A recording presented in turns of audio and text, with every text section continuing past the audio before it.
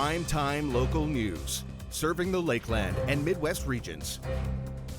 Good evening. I'm Shelby Clark with Primetime Local News. Thank you for joining us.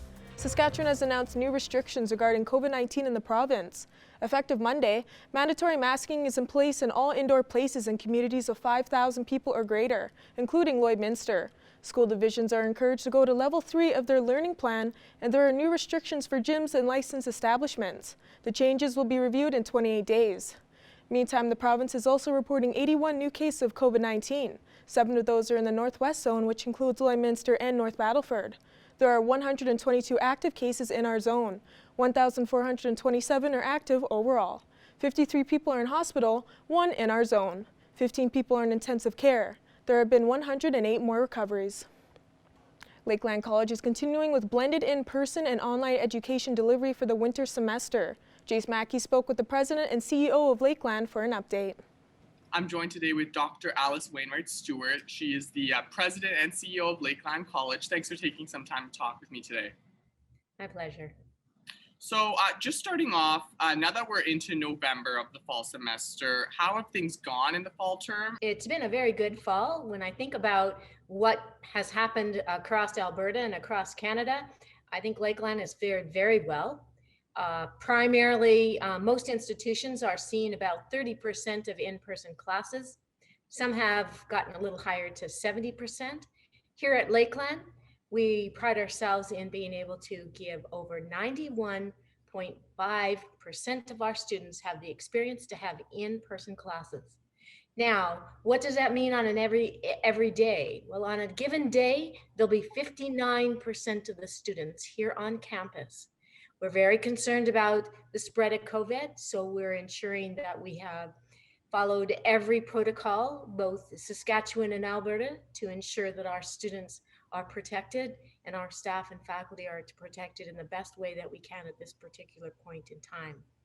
That doesn't mean that we're COVID free. We did have 2 cases on campus in our Lloyd campus, and because of our stringent protocols, because of how we have provided protection for all staff and students, it was pretty minimal in terms of how we needed to move forward.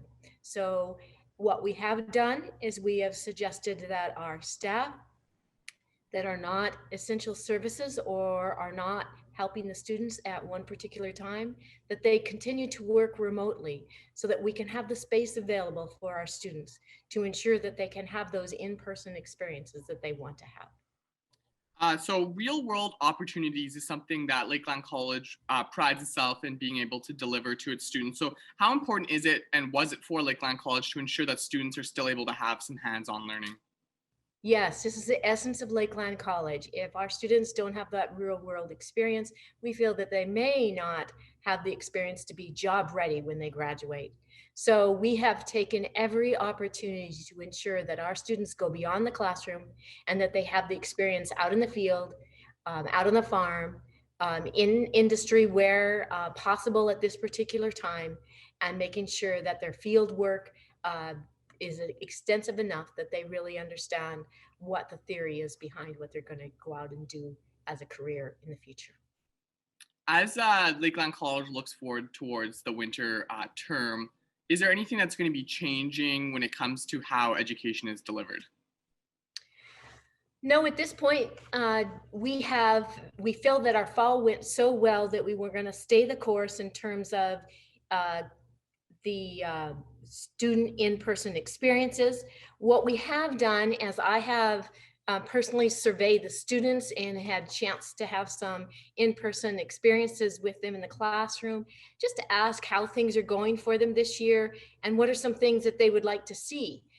We were hoping we would be, wouldn't have any incidents on COVID after our Thanksgiving, but that wasn't the case. So we did have some plans to lighten things up. We felt that at this point, we need to stay the course of what we're doing, but there are 2 things that we've been able to do to help. We believe the student experience here at Lakeland College is extremely important in the classroom, in labs, and also just as the social experience here. I want our students, when they leave and think back 10 years from now, that they see those masks that they had to wear for COVID and go, you know what? Regardless of all that, we had the best time of our life here at Lakeland College.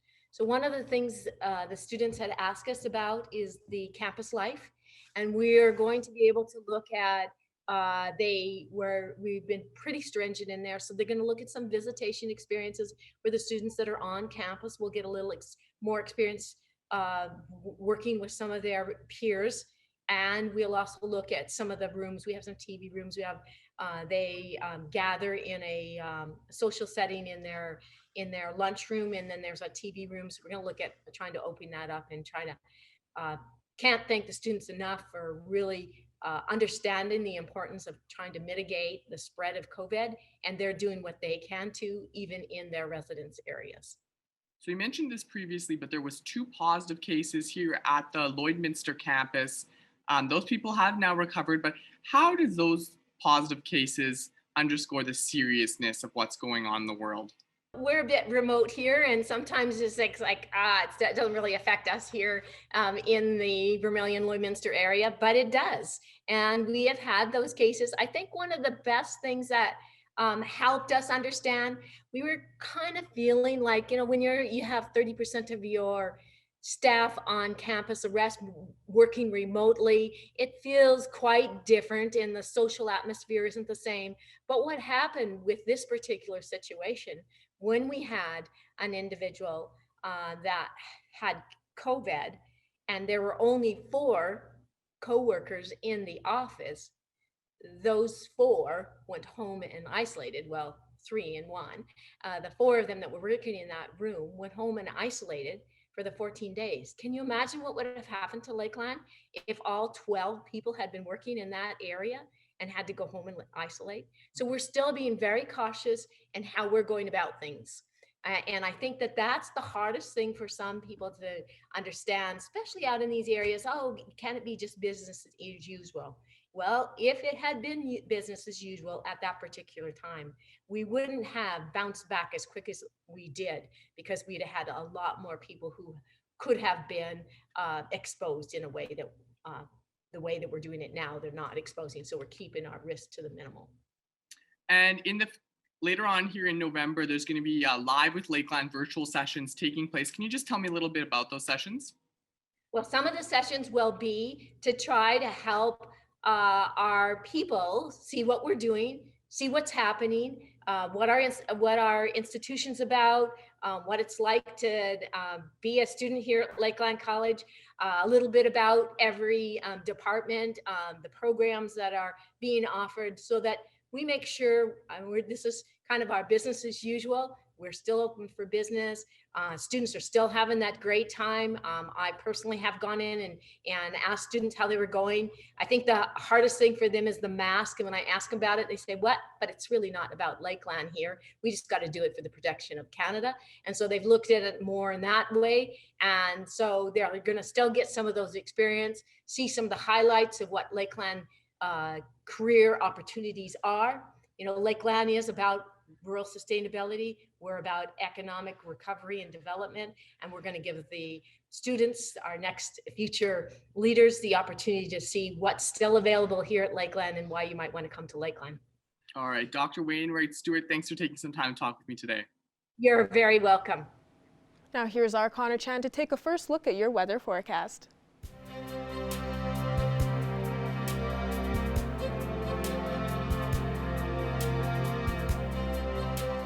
All right, thanks a lot, Shelby. Taking a look right now, -7 right now with some cloud coverage, and we could see that for the next little bit here, but that wind chill makes it feel more so like -10, so not intensely cold compared to what we saw yesterday, where we saw a little bit of a jump with the added wind chill. But as we take a look at some other temperatures right now, we see -7s in Vermilion, St. Paul, and Cold Lake as well. Vegreville also sitting at -8. Edmonton fairly warm at -3 right now, while -2 is pretty warm down in Provost. We also see -5 up in Lac La Biche, -11 for Maidstone right now, along with Meadow Lake, and then -8 also in North Battleford. Battleford and St. Walburg right now. Here's a look at the satellite radar map right now. A lot of the activity we could be seeing of snow activity is going to be coming more so from the south. There are some areas that Wainwright could be hitting with some snow later on in the evening, more around that 8 o'clock to 9 range. We could see some snow overnight in North Battleford as we take a look at their temperatures going into overnight. Right now, currently, -8 with a little bit of clearer skies right now. -10 overnight, as I mentioned, with some snowfall possibly there, and then -6 tomorrow for the daytime high with some cloud coverage. As we look into Cold Lake, -11, fairly clear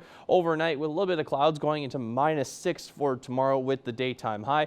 And for us here in Lloydminster, we'll see some cloud coverage overnight as well with -11 overnight, going into -7 tomorrow for the daytime high we could see throughout the day tomorrow. So here's what we could see over the next couple of days. With that wind chill tomorrow, it may feel more so like -15. We could see that 25% chance of some snow. We could see maybe closer to 50% chance on Sunday there with a little bit of falling snow there at -8 with a low there -13, and with the wind chill again could feel more so like -13. And then we'll have a colder day here on Monday. Even though we are in the single digits, we'll have a little bit more wind, which could make it feel more like -22 throughout the day with that low there of -12 to start the day off. We could see some more snow later on into the week, but we'll show that later on in our 7-day forecast. But that is a first look at your weather for now. We'll have more primetime local news coming up after the break.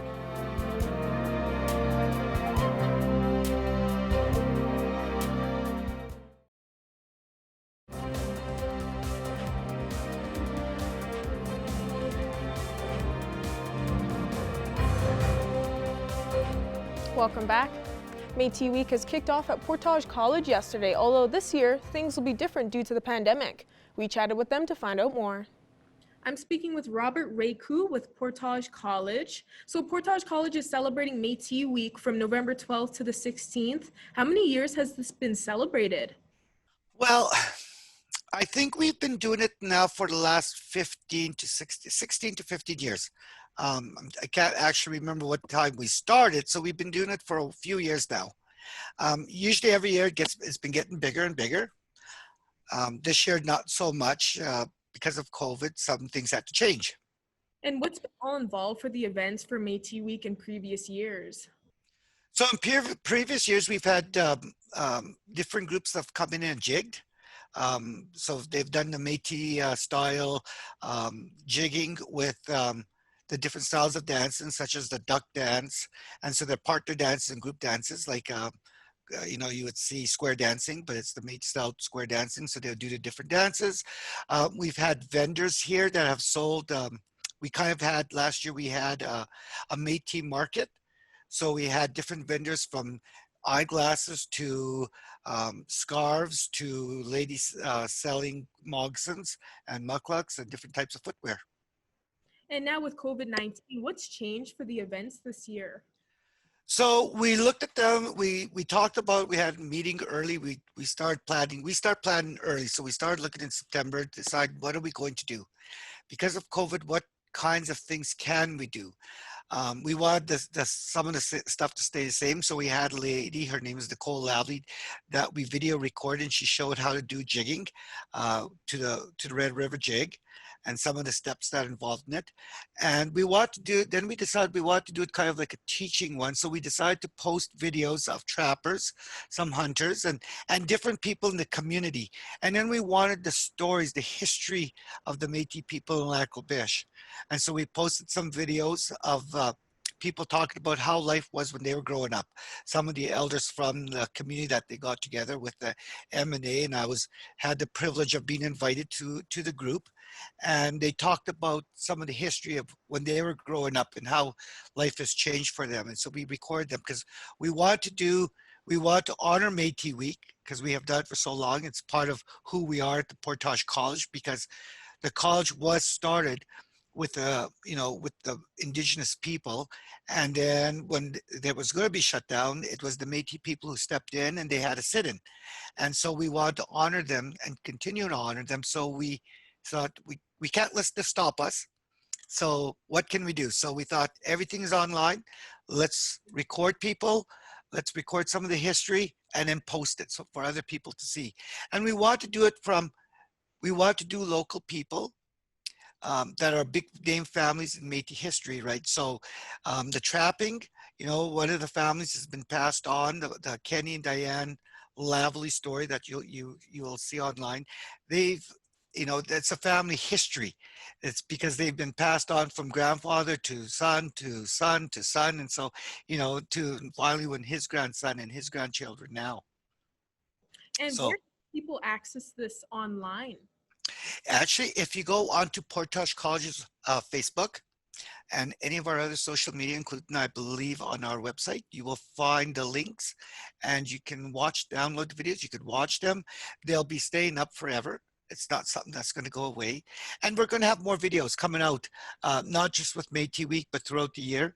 There'll be other videos that we will have posted, not only on the Métis culture and history, but also on Indigenous culture and history. Well, perfect. Thank you so much for joining me today, Robert. Thank you for inviting us. Now here's your stock market prices for today.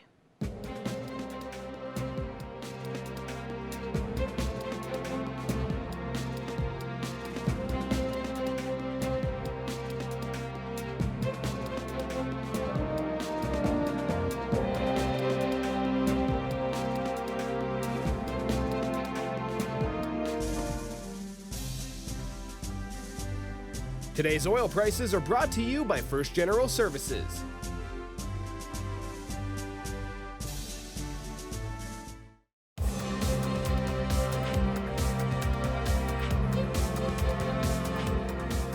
Augusta National is once again buzzing as yesterday the 2020 Masters kicked off. Lloydminster Golf and Curling Club Pro Marty Wheaton joins Evan Kenny to break down day one.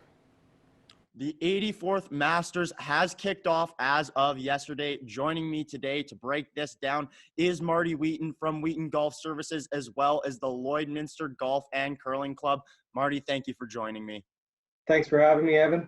Now, it's a little bit of a weird one this year as the 2020 Masters is being played in November. Usually it takes place in that March or April range. Now, Marty, do you think this affects the golfers very much?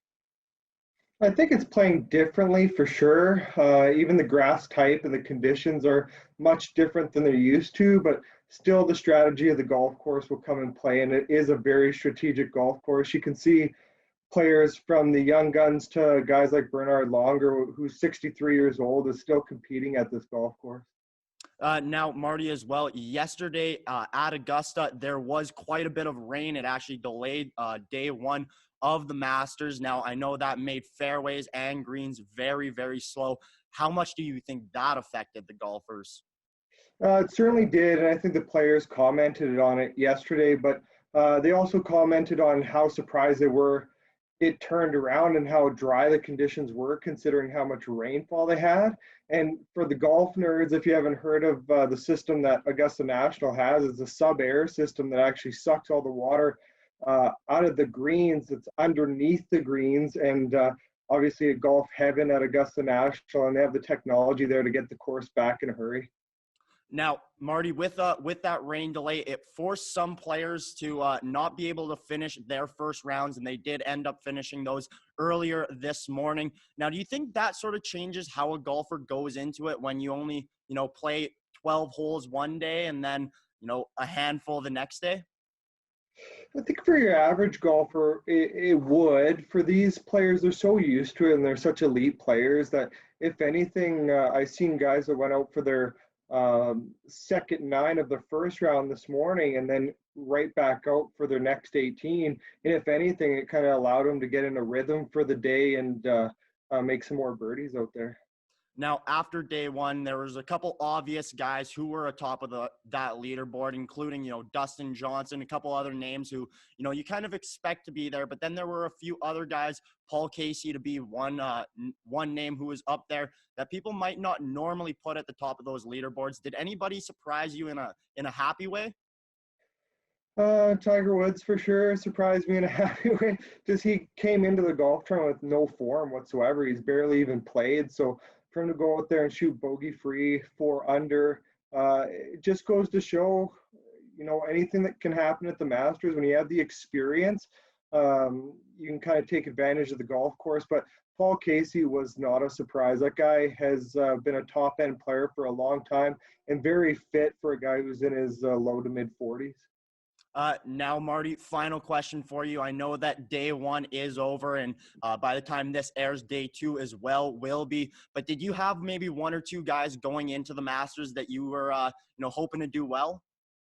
Yeah, I'll stick with my pick there. I'm in a couple Masters pools, and Xander Schauffele was the guy that I picked to win. Someone who's always in contention in major championships, just hasn't broke through yet. But every big tournament, he's right there with a chance to win. And the other player that I'm looking forward to seeing hopefully break through at the Masters is Dustin Johnson.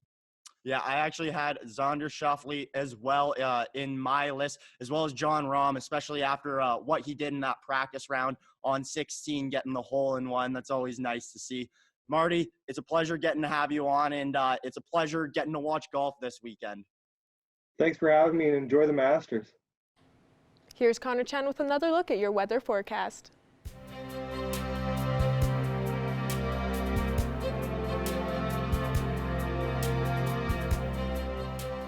All right, thanks a lot, Shelby. Taking a look right now, still sitting around -7. We could get a little bit colder overnight. We are going to be seeing temperatures that could be closer to -11 overnight tonight. We look at Edmonton as we look out west right now, -3, as well as in Red Deer, 0 degrees in Rocky Mountain House, -4 for Athabasca, and then -2 out in Whitecourt, -1 in Jasper. We do see on the radar map earlier that there is some snow that could be coming in from the south, and it could make its way into areas like North Battleford that are expecting at least overnight tonight 2 to 4 centimeters and some more snow around the daytime, early morning tomorrow, but -8 for them right now, -3 in Saskatoon, -6 right now in Prince Albert and Melfort, and then -12 up in Meadow Lake, and then -7 in Cold Lake. Looking at northern Alberta and Saskatchewan, -6 we see in Uranium City, La Loche, and Buffalo Narrows, a little bit warmer than what we saw over the last couple of days here. -8 for Flin Flon, -9 for Walson Lake, -11 in Stony Rapids, and -10 also we see there in South End. Taking a look at northern Alberta, also fairly warmish with those single temperatures there. -3 we see in Slave Lake and Peace River, -2 for Fort McMurray,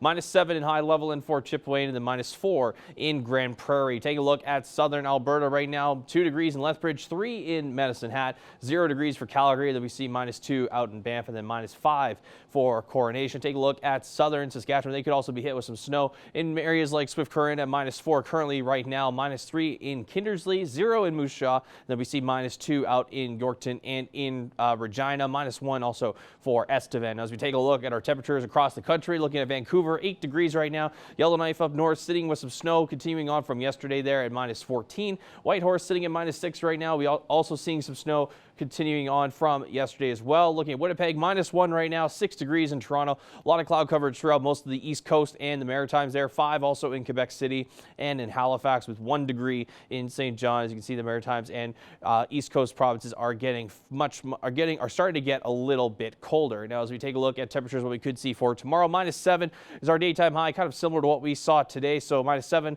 in Lloydminster, Maidstone, St. Paul, Marwayne, as well as in Bonnyville. -6 for Cold Lake and Pierceland, as well as in North Battleford. I did mention some snow is on the way for them as well overnight. -6 also in Vegreville and Vermilion. -3 for Edmonton tomorrow. And then we see Cold Lake also sitting at -6 as well. -5 in Provost and -4 in Macklin. Now, as we take a look at the next 7 days here, we could see some snow ourselves here on Sunday with a less than 50% chance there at -8, -9 with some colder temperatures with that wind chill, so it could feel more closer to -20 on Monday. Snow expected there Tuesday and on Wednesday as well, with -7 for Tuesday and -4 on Wednesday. -12 we see for Thursday and on Friday. Cold temperatures there with some wind chill that could be over the -20 range there. We look at our averages, averaging -3 for our daytime high and averaging around -11 for our daytime lows. But that is a look at your 7-day forecast. We'll have more primetime local news coming up after the break.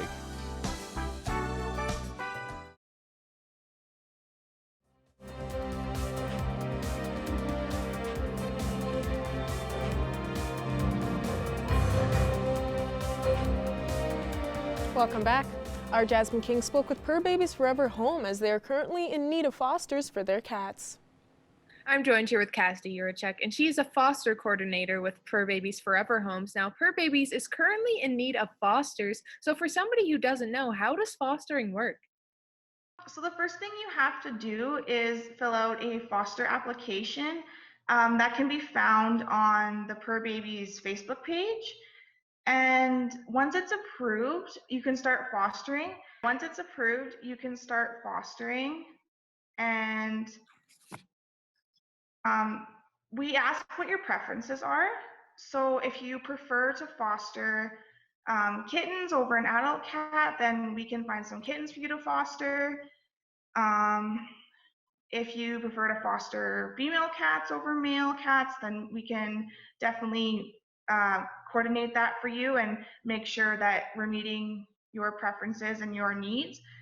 Purr Babies supplies all the essential supplies for you. So food, dishes, litter boxes, litter. We supply all that for you so you don't have to spend money on it or anything. And then ideally it would be good if you had a spare room to put the cats or a cat in, just because we don't know where they're coming from, we don't know what they have. And if you do have your own pets, it would be better to isolate the rescue cat from them just in case they have something. So that's why it would be ideal if you had a spare room for them. And then once they're like vet cleared and healthy, then you can definitely let them in your house and interact with your pets. And just make sure that your pets are also up to date on vaccines, just so they don't have an increased chance of getting anything. And yeah, so basically all you have to do is just provide love, water for them, show them what it's like to be loved in a home and feel safe. And now with the colder weather and the winter coming up, is it harder, or is it time where you need more fosters? Yeah, definitely. Purr Babies is foster based, so that means that we can't rescue cats unless we have fosters to take them, because most of the time when we rescue them, they go straight into a foster home. So we've had to, unfortunately, um, uh, like deny and not be able to take other cats in need, just because we don't have a lot of foster homes currently. So we definitely are looking for more people to foster, and it would be a huge help, especially with the colder weather. So You're also hosting an adoption event on the 19th at Fourth Meridian Brewing Company. So what can people expect with that? yeah, so it's on the 19th from 4 p.m. to 8 p.m. And basically, we will have about 10 cats there. They'll be probably walking and roaming around the brewery. So even if you come for a drink or anything, you'll be able to just hang out with the cats and um, be able to cuddle them if you want and just spend some time with them. Even if you can't adopt any, you can just come spend time with them and feel. I mean, if you want, you can donate something. You can even just come and ask questions and visit with us, and we'll be there to answer questions. And yeah, invite your friends and family to just come and snuggle with some kitties. It's always good. Cats can help with your anxiety, and their purring actually scientifically is proven to help with your blood pressure. So no harm in that. Yes, for sure. And if anyone is looking for any information about Purr Babies, where can they go? So you can visit our Facebook page. It's Purr Babies Forever Homes. That's our main place where people go to ask questions or apply to foster or adopt. Also, you can email us at purrbabiesforeverhomes@gmail.com. And we do have also a section on the Fur Babies website where it has a page of adoptable cats. So you can go there too and look at the adoptable cats. And yeah. Well, thank you so much for joining us today, Cassidy. Yes, no problem. Thank you so much for having me. Now we're going to take a look at your pet pad pics. Thanks to everyone who sent in a photo to our Facebook page, and we'll be giving away a gift card at the end of the second hour.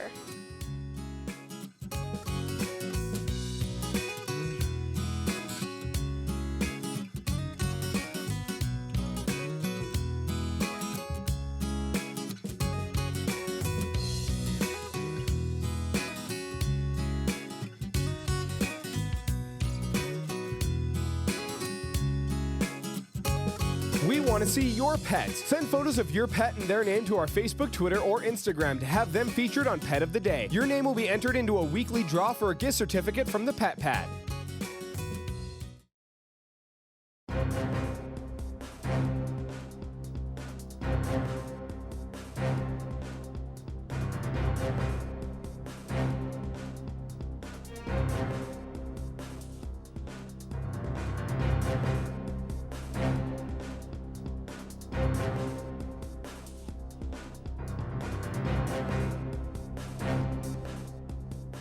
I'm happy to be joined today on Primetime Local News, all the way from Australia, by Paul Miles. Paul, thank you so much for taking the time to speak with us today.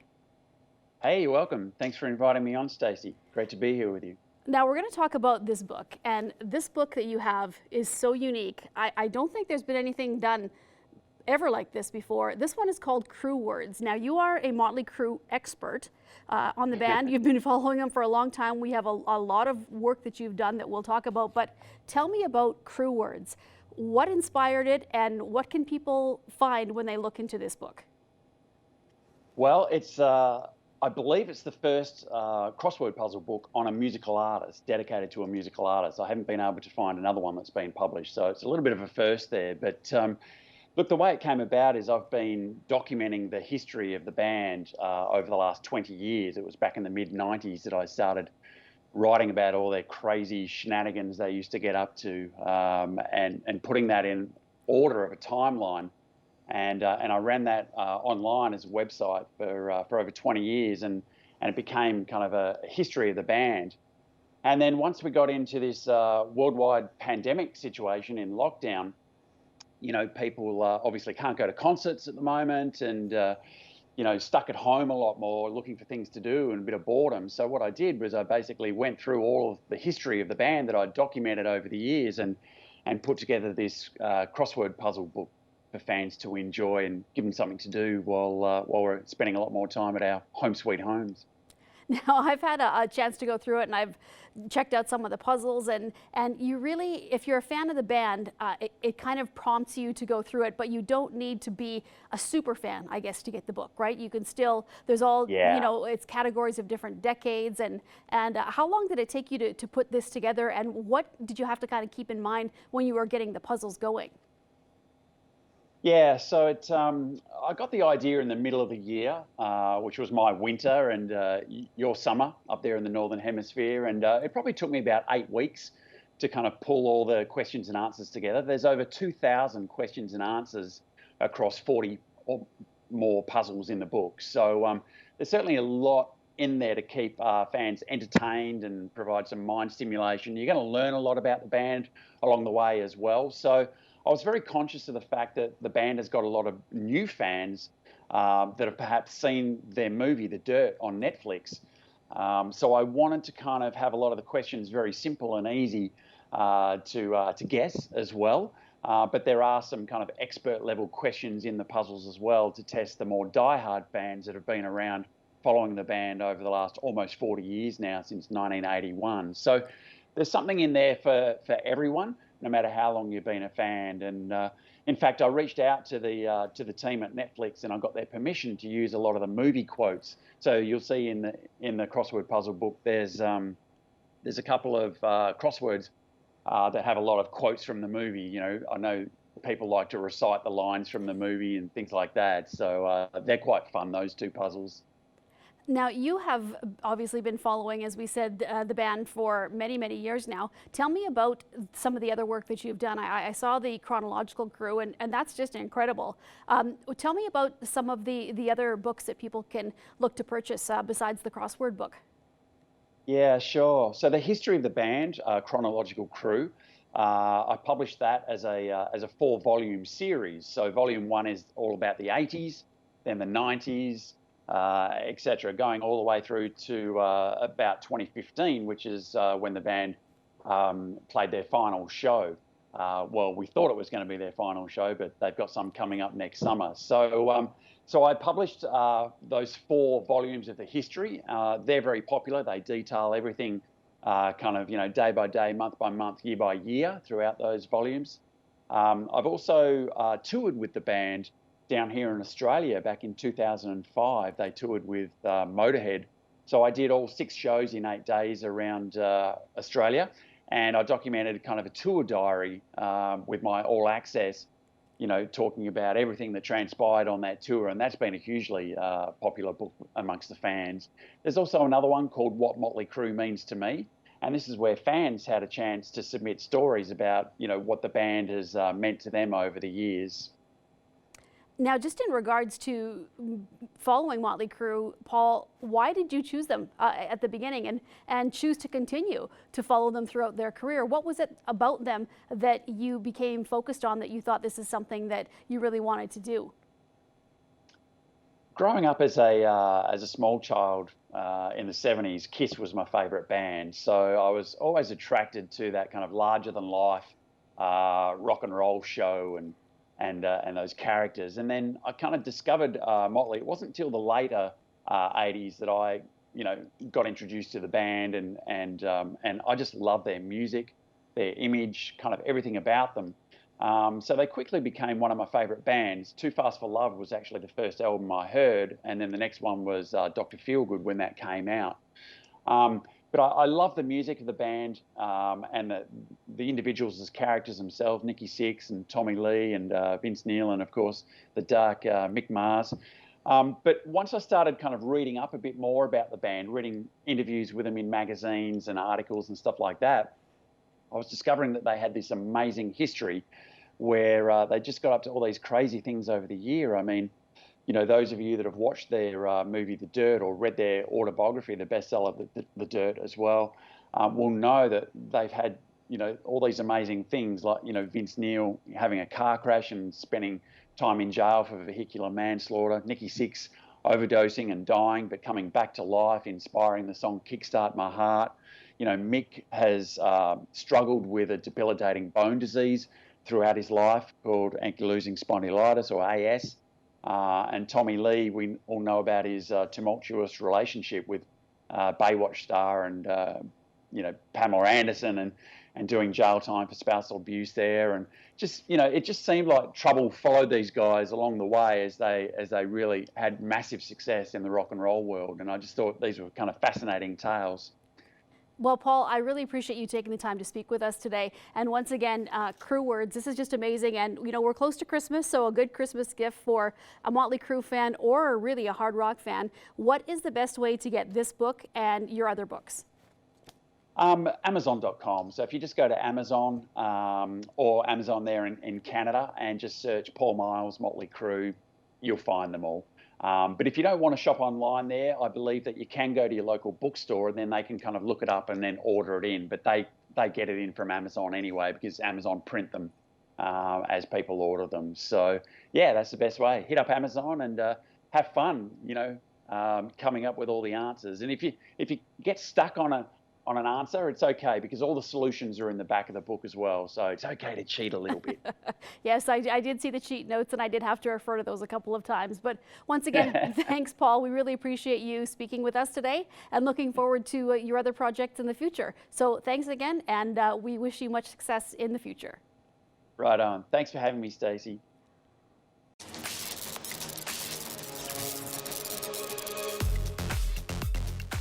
We have freshly fallen snow. The city of Lloydminster is busy putting up beautiful Christmas lights. Before you know it, Christmas is going to be here. And the Lloydminster Canettes, they're doing their part to help out this Christmas season by hosting a food drive. They've teamed up with Lloydminster Honda, and they want to cram an HRV full of non-perishable food items that are going to help out people right here in Lloydminster, as the donations will be going to the Salvation Army Food Bank. If you'd like to help out, you can make that donation now right up until December the 3rd. And if you'd like to get all the details, just search for the Canettes of Lloydminster on Facebook. Next weekend in Vermilion, they're hosting an event that is going to tempt the taste buds. It's called Savor, and this is an opportunity for you to pre-book your spot now so that you get to enjoy a sampling of fine wines, beers, and more, all paired with delicious finger foods. Reserve tickets only, and this is going to run next Friday night and Saturday night as well. So if you'd like to get your ticket, just get in touch with the town of Vermilion. If you've been craving a delicious turkey meal, the Marway Ag Society has got you covered. This Sunday, they're hosting a fall supper. This is going to be a walkthrough event at the hall. Seniors priority starts at 4 o'clock, and then you're welcome to join them for delicious turkey, ham, all the fixins, and more. Well, whatever you choose to do this weekend, we hope you stay safe and stay healthy.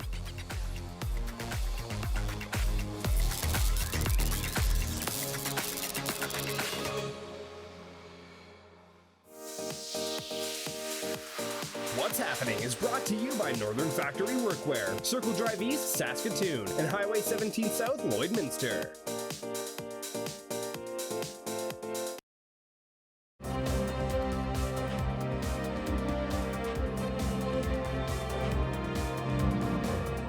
Well, joining us once again for the weekly entertainment panel here on Fridays, it's Abby St. John. Abby, lots to talk about this week, including the announcement that, of course, Johnny Depp was forced to resign from the Fantastic Beasts franchise. And rumor has it that Mads Mikkelsen is the frontrunner to replace Johnny Depp. But, of course, there's been lots of outrage from the community about this firing. So what could we see possibly going forward as we look ahead to the next movie? Yeah, it has come full circle. It's been going on very quickly, finding his replacement. But yeah, Johnny Depp did step down from his role as Grindelwald in the Fantastic Beasts movie series. He played in the first 2 movies, and he was set to play in the third one. He already has one scene already shot, and he was forced to resign by Warner Brothers after losing his $50 million lawsuit against a UK tabloid for calling him a wife beater.